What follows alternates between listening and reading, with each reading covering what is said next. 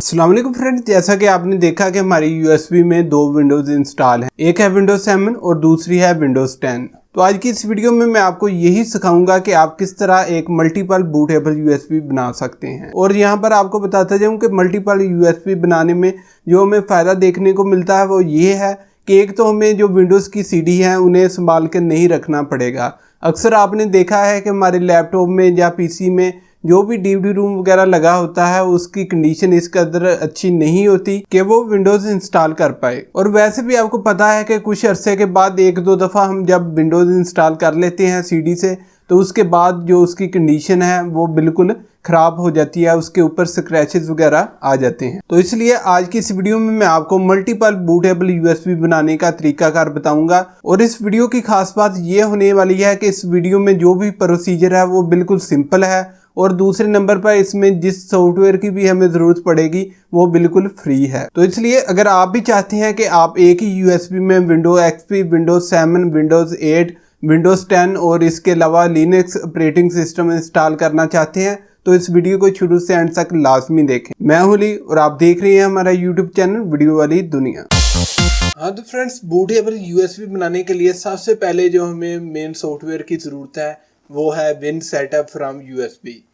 आपको इस साइट का जो लिंक है वो डिस्क्रिप्शन बॉक्स में भी देखने को मिल जाएगा, तो आप वहां से भी इजीली इस साइट पर आ सकते हैं। इसके बाद नीचे जहां हमें डाउनलोड का ऑप्शन मिल रहा है तो हमने सिंपल डाउनलोड पे ओके कर देना है।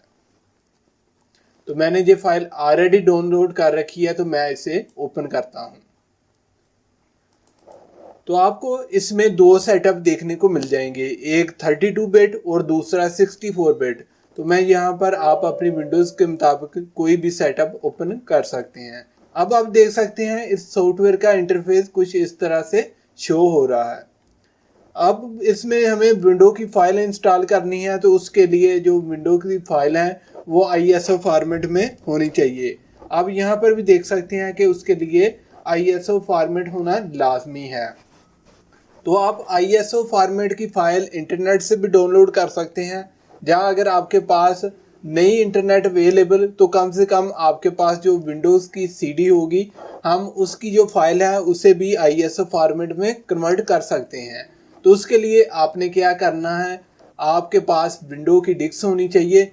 तो यहाँ पर आप देख सकते हैं कि मैंने पीसी में विंडो की डिस्क भी इंसर्ट कर रखी है ताकि आपको अच्छे से समझ आ जाए कि अगर आपके पास ISO फॉर्मेट में फाइल नहीं है तो आपने जो डिस्क में विंडो होती है उसे किस तरह ISO फॉर्मेट में कन्वर्ट करना है। तो इसके लिए फ्रेंड्स यहाँ पर हमें एक और सॉफ्टवेयर की ज़रूरत पड़ेगी, तो हम उसे भी ओपन कर लेते हैं। इसके बाद हमने जो सॉफ्टवेयर डाउनलोड करना है वो है इमेज बर्न। आपको इस वेबसाइट का भी लिंक डिस्क्रिप्शन बॉक्स में देखने को मिल जाएगा। तो आपने नीचे स्क्रॉल डाउन करना है और यहाँ पर आपको डाउनलोड का ऑप्शन देखने को मिल रहा है, तो आपने इधर से इस सॉफ्टवेयर को डाउनलोड कर लेना है।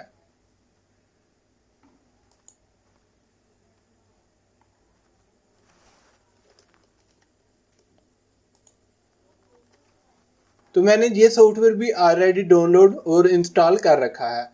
इसके बाद आपने क्या करना है, आपने अपने जहाँ पर ये सॉफ्टवेयर इंस्टॉल है उसे ओपन करना है। तो यहाँ पर इसका इंटरफेस कुछ इस तरह से शो हो रहा है। अगर आपने अपनी जो विंडो है वो किसी फोल्डर में कॉपी कर रखी है तो आप इस वाले ऑप्शन पे ओके करेंगे। और अगर आपके वैसे पीसी में डिस्क में अभी विंडोज़ मौजूद है तो उसके लिए आप यहाँ पर क्लिक करेंगे। जैसा कि मेरे पीसी में विंडोज़ की सीडी है तो मैं यहाँ पर ओके करता हूँ। इसके बाद आप देख सकते हैं कि इसने ऑटोमेटिकली वो विंडोज़ की फाइल डिटेक्ट कर ली हैं। और इसके बाद आपने किसी भी ऑप्शन को नहीं छेड़ना, आपने सिंपल यहाँ पर ओके कर देना है। ओके करते ही हमारा जो प्रोसेस है वो स्टार्ट हो जाएगा। तो इस तरह करके आप जो अपनी नॉर्मल विंडो है उसे ISO फॉर्मेट में कन्वर्ट कर सकते हैं। तो यहाँ पर कन्वर्ट होने के बाद इस तरह से ISO फॉर्मेट में ये विंडोज़ शो होंगी। अगर हम इस पे ओके करें तो वही जो सेम सेटअप है वो यहाँ पर हमें देखने को मिलेगा। इसके बाद विंडोज़ तो हमने कन्वर्ट कर ली, अब हमने क्या करना है, अब हमने यूएसबी में ये विंडो इंस्टॉल करनी है। तो सबसे पहले हम इसमें विंडोज़ 10 इंस्टॉल करेंगे। उसके लिए आपने सिंपल यहाँ पर क्लिक करना है। इसके बाद आपने यहाँ से वो फाइल सर्च कर लेनी है जो आपने ISO फॉर्मेट में कन्वर्ट की। तो सबसे पहले हमने इसमें विंडो 10 इंस्टॉल करनी है, तो हम सिंपल विंडोज 10 पे क्लिक करेंगे और इसे ओपन कर देंगे। इसके बाद आपने नीचे यहाँ पर ऑटो फॉर्मेट पे ओके करना है। याद रहे कि जब आपने पहली दफ़ा इसमें विंडोज इंस्टॉल करनी है तो आपने यहाँ पर ऑटो फॉर्मेट पे ओके करना है। इसके बाद आपने फेड 32 पे ओके करना है। इसके बाद ये करने के बाद आपने नीचे एडवांस पे ओके करना है। तो यहाँ पर ये विंडोज ओपन हो जाएगी। तो यहाँ पर आपने कस्टम नेम पे चेक करना है। इसके बाद आपने सिंपल इसे क्लोज कर देना है और यहाँ पर आपने गो पे ओके कर देना है। इसके बाद आपने यस, दोबारा यस।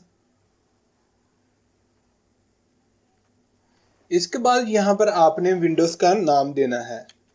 जैसा कि हमने विंडोज 10 इंस्टॉल की है इसमें, तो हम यहाँ पर विंडोज 10 लिख देंगे। इसके बाद दोबारा से यहाँ पर विंडोज 10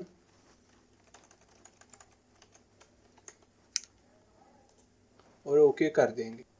तो हमारा जो विंडो का प्रोसेस है वो स्टार्ट हो गया है और अब यहाँ पर ये कुछ टाइम लेगा। अब आपकी सिस्टम रिक्वायरमेंट पे डिपेंड है कि ये कितना टाइम लेता है, लेकिन फिर भी 10 मिनट के अंदर अंदर जो आपकी विंडोज़ है वो इसमें इंस्टॉल हो जाएगी। तो ये विंडो इंस्टॉल होने के बाद दोबारा आते हैं और दोबारा आपको बताते हैं कि आपने नेक्स्ट विंडो इसमें कैसे इंस्टॉल करनी है।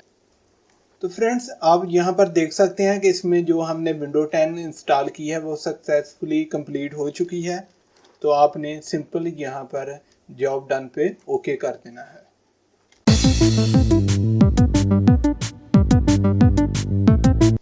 अब आ जाती है बारी कि हमने इसमें विंडोज 7 का सेटअप इंस्टॉल करना है, तो वो कैसे करना है। आप इसमें और भी विंडोज इंस्टॉल कर सकते हैं, जैसा कि XP होगी या लिनक्स, इस तरह का कोई भी आप इसमें ऑपरेटिंग सिस्टम भी इंस्टॉल कर सकते हैं। तो जैसा कि हमने विंडोज 7 इसमें इंस्टॉल करनी है, तो हम दोबारा इस चेक पे ओके करेंगे। आप देख सकते हैं कि हमने यहाँ पर ओके करना है। इसके बाद दोबारा से हमने जो विंडोज 7 की फाइल है उसे ओपन करना है। उसे हमने ओपन कर लिया। इस दफ़ा आपने ये ख्याल रखना है कि आपने जो ऑटो फॉर्मेट का ऑप्शन है उसे आपने चेक नहीं करना। अगर आप इसे चेक करेंगे तो आपकी जो ऑलरेडी विंडो 10 इसमें इंस्टॉल हुई है वो यहाँ से डिलीट हो जाएगी। तो इसलिए आपने इस चेक पे ओके नहीं करना। इसके बाद आपने नीचे दोबारा से एडवांस पे ओके करना है और यहाँ पर कस्टम मेन्यू नेम पे ओके कर देना है। तो हम यहाँ पर इसे चेक कर देते हैं। इसके बाद आपने दोबारा से इस विंडो को क्लोज कर देना है और यहाँ पर गो पे ओके कर देना है।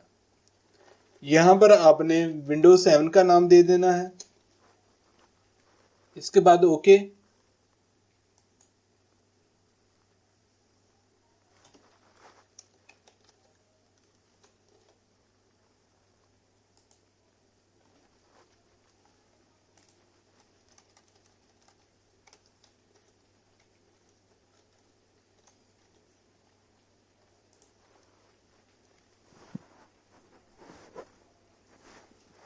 तो हमारा दोबारा से यहाँ पर प्रोसेस स्टार्ट हो चुका है और ये भी पहली विंडोज़ की तरह थोड़ा सा टाइम लेगा। तो इसके बाद जब ये इंस्टॉल हो जाती है तो मैं आपको इसका बूट टेस्ट करके भी दिखाता हूँ कि ये किस तरह से मेन्यू में शो होगी और हमने किस तरह इससे विंडो इंस्टॉल करनी है। तो मिलते हैं कुछ देर के बाद।